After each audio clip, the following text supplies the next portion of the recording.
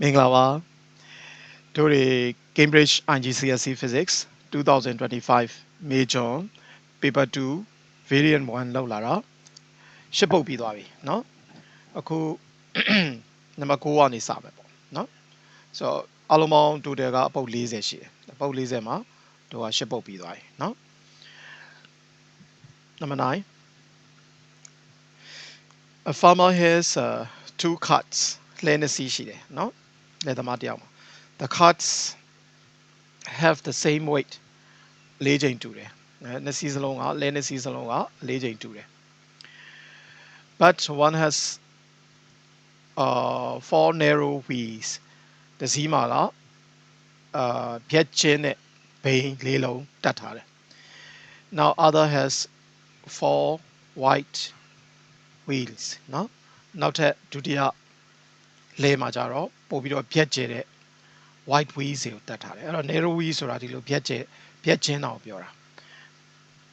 ဒီလိုဖြတ်ချင်းဒါ narrow wheel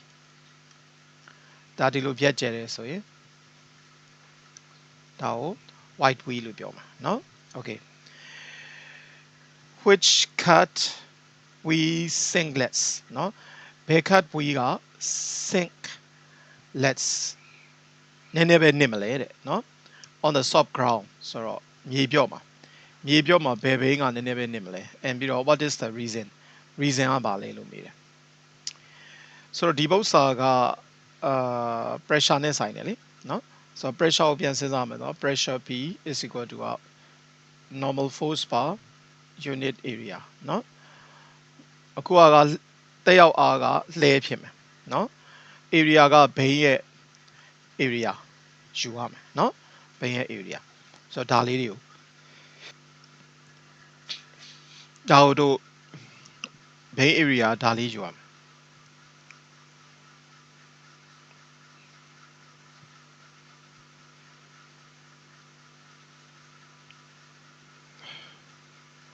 ယ်ဒါဘိန်း area เนาะဒီမှာလည်းဘိန်း area ရှိ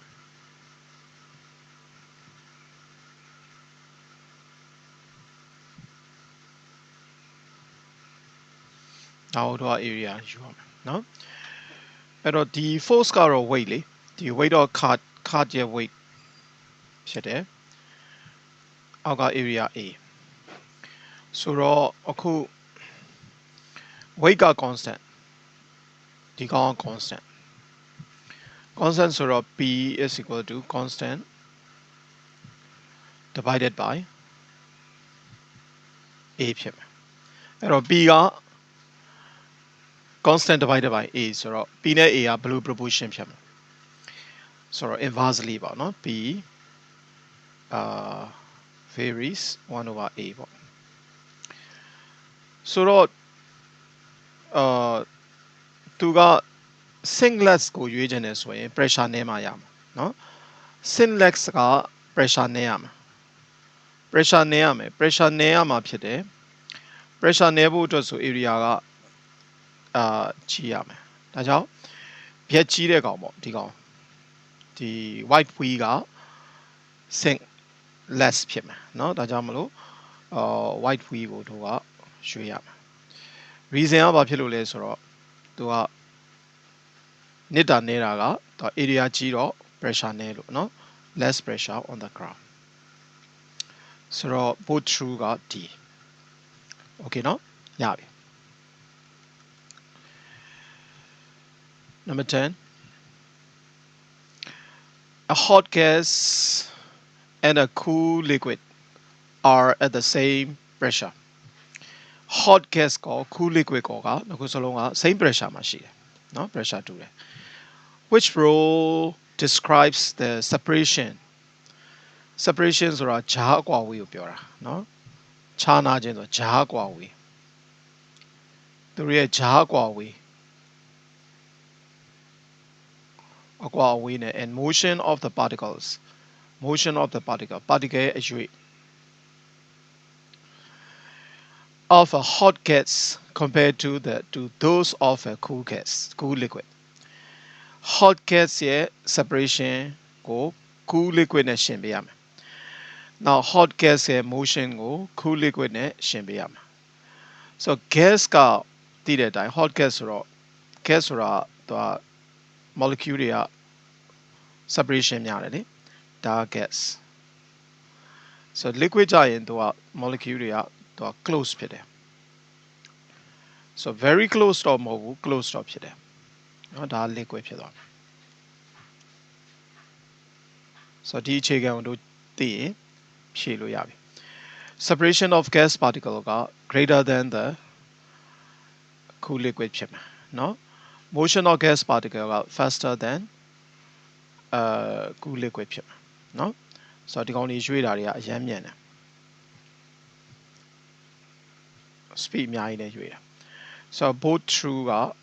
both correct က A เนาะ okay a fixed mass of gas has a volume of 1.2 meter cubed and is at a pressure of 200 kilopascal so fixed mass of gas ဆိုတော့အလေးချိန်ကို mass ကိုဂိမ်းသိလောက်ထားတဲ့ဓာတ်ငွေ့တစ်ခုမှာဒုတယ်တလောက်ရှိတယ်ဒုတယ်တလောက်ရှိတယ်ပြီးတော့သူ့မှာ pressure ကတလောက်ရှိနေတယ် the gas expands gas ကပွားလာတယ်เนาะ at constant temperature ဂိမ်းသိပူချိန်မှာ gas ကပွားလာတယ် to a volume of 1.8 cubic meter ဆိုတော့ဒါက volume နောက်ထပ်အသစ်ဖြစ်မှာဒါဆိုရင် new pressure of the gas ရဲ့ new pressure ကဘယ်လောက်ဖြစ်မှာလဲတဲ့เนาะ pressure အသစ်ကိုမေးတယ်အဲ့တော့ဒါ PV relation ပဲ T constant เนาะ PV relation T constant ဆိုတော့ pressure နဲ့ volume က inversely proportional ဖြစ်တယ်เนาะ inversely proportional ဖြစ်တယ်ဆိုတော့ V varies 1 over P ပေါ့P varies 1 over V လဲရေးလို့ရတယ်เนาะ variation ညီမျှချင်းပြောင်းလို့ရှိရင်တို့က constant တစ်ခုထည့်ရမယ် constant times 1 over P ဆိုတော့ P က constant ရဲ့အောက်ကိုရောက်သွားတာဒီလိုဆိုရင်စောစောက pressure လိုမျိုးပဲ V နဲ့ P ကမြောက်လိုက်တိုင်း V နဲ့ P က inversely เนาะနောက် VP မြောက်တိုင်းတော့ဂိမ်းတွေထွက်နေမှာ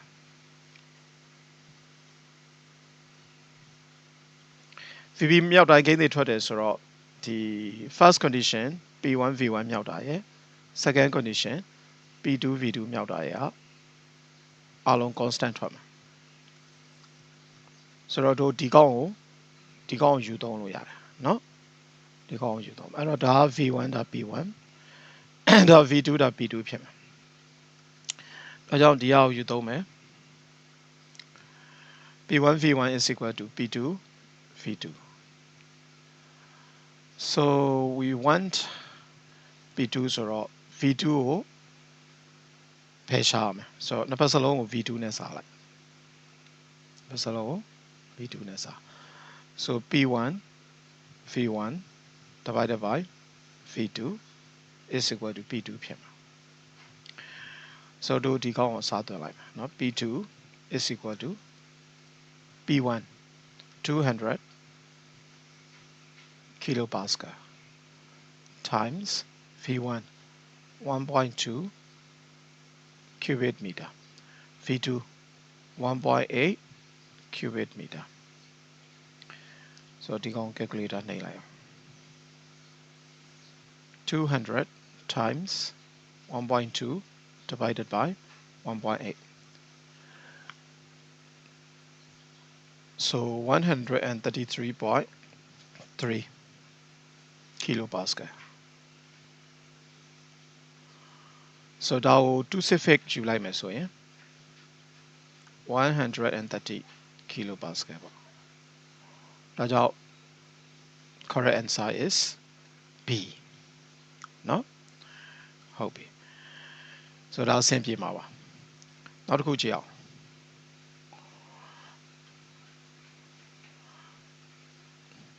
the specific heat capacity of solid B is greater than that of solid A เนาะ specific heat capacity C သေးလေး solid B ရဲ့ C သေးလေးဒီ greater than that of solid B ဆိုတော့ solid B ရဲ့ specific heat Q solid Q ရဲ့ specific heat capacity ထက်စာရင်သူကပိုပြီးတော့ များတယ်ဟုတ်တယ် what does this statement means ဒါကဘာကိုဆိုလိုတာလဲတဲ့เนาะ okay မေးခွန်းကောင်းတယ်ဆိုတော့ဒါက specific heat capacity concept ဖြစ်တယ် specific heat capacity ရဲ့မူရင်း definition ကိုမှတ်မိလား C သေးလေးလေ C သေးလေးဆိုတာကတကယ်တော့E ပေါ့ energy transfer E တော့မဟုတ် Q ရတယ် delta E ကြိုက်တာရေးเนาะdelta E divided by M delta T เนาะဒါသူ့ရဲ့ definition သူ define လုပ်တာဆိုတော့ဒီအဓိပ္ပာယ်ကဘာလဲဆိုတော့ဒီအဓိပ္ပာယ်ကဘာလဲဆိုတော့1 unit mass ဝတ္ထုတစ်ခုရဲ့1 unit mass 1 unit mass ရှိတဲ့ဝတ္ထုကိုအပူချိန်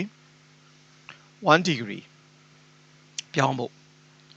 1 degree ဆိုတော့ Celsius လည်းဖြစ်နိုင်တယ် Kelvin လည်းဖြစ်နိုင်တယ်ဆိုတော့1 degree အခုကတော့ Celsius ပဲထားပါတော့1 degree Celsius ပြောင်းဖို့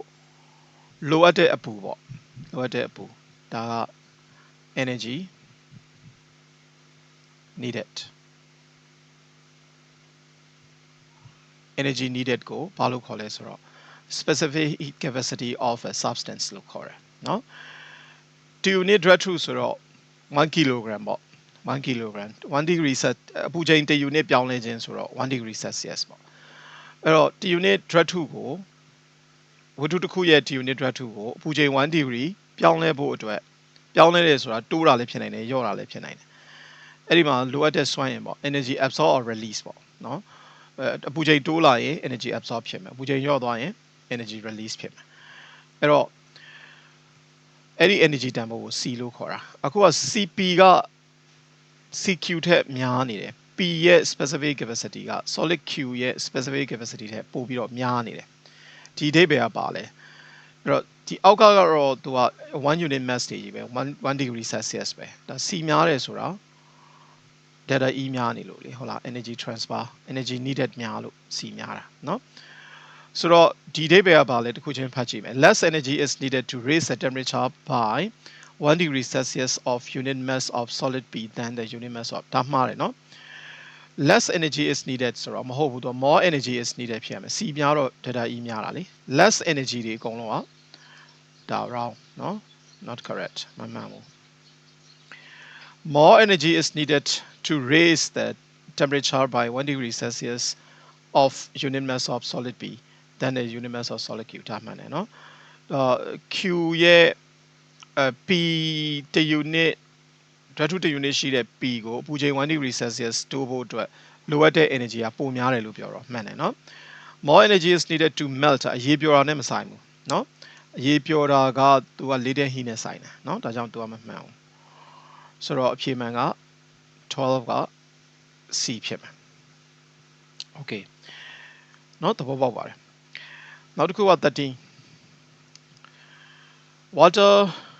when water evaporates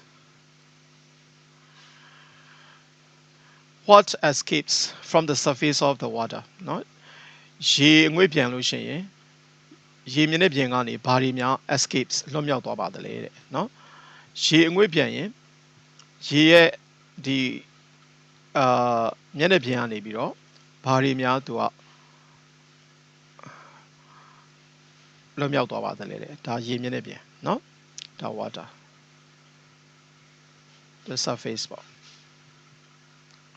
ရေမျက်နှာပြင်ကနေဘာတွေလွတ်မြောက်သွားလဲဘာတွေလွတ်မြောက်သွားလဲဆိုတော့ water molecule တွေက more energetic water molecules တွေအကုန်လုံးပါဖြစ်သွားတယ်အပြင်ကိုဒီကနေထွက်သွားတယ်เนาะဒီကနေလို့ထွက်တချို့ကကြတော့ recombine เนาะပြန်ပေါင်းတာလည်းရှိတယ်ဒါတွေအကုန်လုံးက water molecules တွေပဲเนาะသူအဖက်ဖက်ကိုသူကလွင့်သွားတာဒါကိုတို့က evaporation ဖြစ်တယ်လို့ evaporate ဖြစ်တယ်လို့ခေါ်တယ်เนาะအဲ့တော့ atom တွေမဟုတ်ဘူးဒါ molecule တွေလေ water က water molecule လေ water ထဲမှာရှိတာ molecule လေ H2O molecule so individual atoms မဟုတ်ဘူး individual molecules မှန်တယ် proton နဲ့မဆိုင်ဘူး tiny drop of water လည်းမဟုတ်ဘူးเนาะအဲ့တော့ more energetic ဒီ water molecules တွေက escape from the surface မျက်နှာပြင်ကနေတ သူဘာဖြစ်သွားလဲလွတ်မြောက်သွားတယ်เนาะဒါကြောင့်မလို့သူက B ရွေးရမယ် okay ရပြီအဲ့တော့အချိန်ကိုကြည့်လိုက်တဲ့အခါသူ15မိနစ်ဖြစ်နေပြီတော်ပါပြီเนาะဒီလောက်ဆိုရင်နောက်တစ်ရက်ကြာမှာပဲနံပါတ်14ကနေဆက်တာပေါ့เนาะကဲအားလုံးနှုတ်ဆက်ပါတယ်အားလုံးမင်္ဂလာပါ bye bye